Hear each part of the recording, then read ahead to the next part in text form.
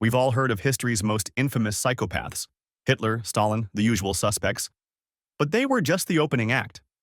Today, we're diving into history's basement where the real monsters live, the ones textbooks conveniently forgot to mention. These 7 psychopaths make your worst villains look like Disney characters, and spoiler alert, some of them are still out there. Let's start with a doctor who made Mengele look like a saint. Picture this. What if Dr. Frankenstein got a government budget and zero oversight? Meet Shiro Ishii, the maniac behind Unit 731, Japan's biological warfare playground. This wasn't your typical war crime. This was industrial-scale horror. Human experimentation, standard procedure, entire villages used for biological weapons testing, routine. He even conducted frostbite research that would make modern ethics boards spontaneously combust. Here's the kicker that'll make your blood boil. After Japan surrendered, America didn't prosecute this monster. Instead, they gave him immunity in exchange for his research data. Because apparently, evil comes with a price tag, and Uncle Sam was buying. But if you think that's the most twisted deal with the devil in history, wait until you meet the countess who turned murder into a beauty routine. Forget your expensive skincare routine. This Hungarian noblewoman had a different approach to anti-aging. Elizabeth Báthory allegedly tortured and killed over 600 young girls, then bathed in their blood because she thought it would keep her young forever. Her castle wasn't just a home. It was a slaughterhouse with a royal address. She'd lure servant girls with promises of good jobs, then subject them to unimaginable torture, medieval torture chambers, unspeakable punishments, and a cruelty so methodical it blurred the line between madness and ritual. And because she was rich and connected, she never faced execution, just got walled up in her own castle like some medieval timeout. Talk about privilege. Speaking of people who got away with murder, our next psychopath didn't just escape justice, he retired to a life of luxury after turning an entire country into his personal killing field. Imagine if a serial killer became president and decided to turn genocide into entertainment. That's Idi Amin, Uganda's dictator who ruled the 1970s like a psychotic game show host. This guy didn't just kill his enemies, he fed them to crocodiles for fun, rumored to practice cannibalism, kept severed heads in his freezer, and once declared himself the last king of Scotland because, why not? Between 100,000 and 500,000 people died during his 8-year reign of terror. The most infuriating part? When he was finally overthrown, he didn't face justice. He lived comfortably in Saudi Arabia until his natural death in 2003. Some people just refused to get their karma. But while Amin was terrorizing Africa, America had its own monster, one who didn't want power or money. He just wanted to watch the world burn. Meet Karl Panzram, the human embodiment of pure hatred. This wasn't your typical serial killer with mommy issues. This was a man who woke up every day and chose violence against humanity itself.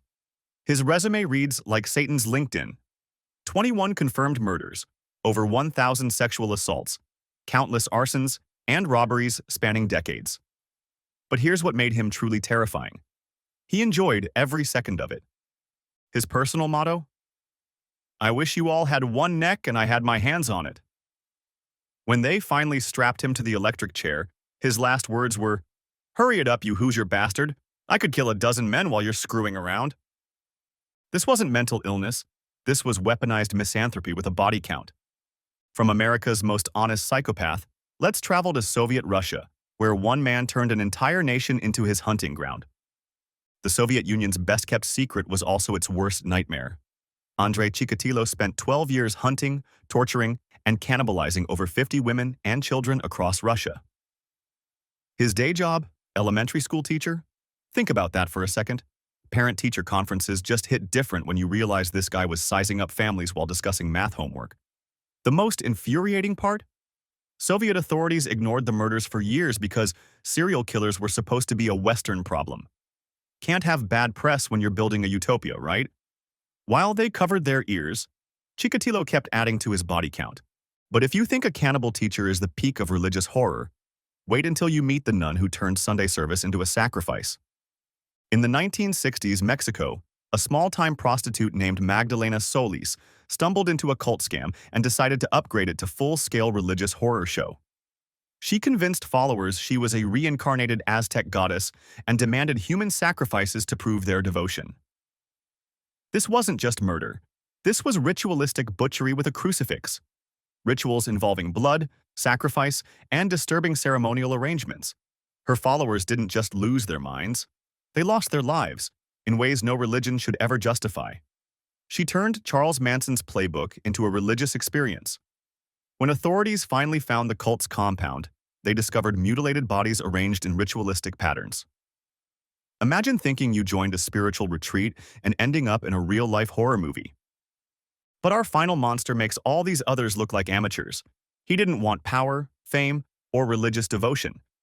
He just wanted to kill as many people as humanly possible. If evil had a high-score leaderboard, Pedro López would be the undisputed champion.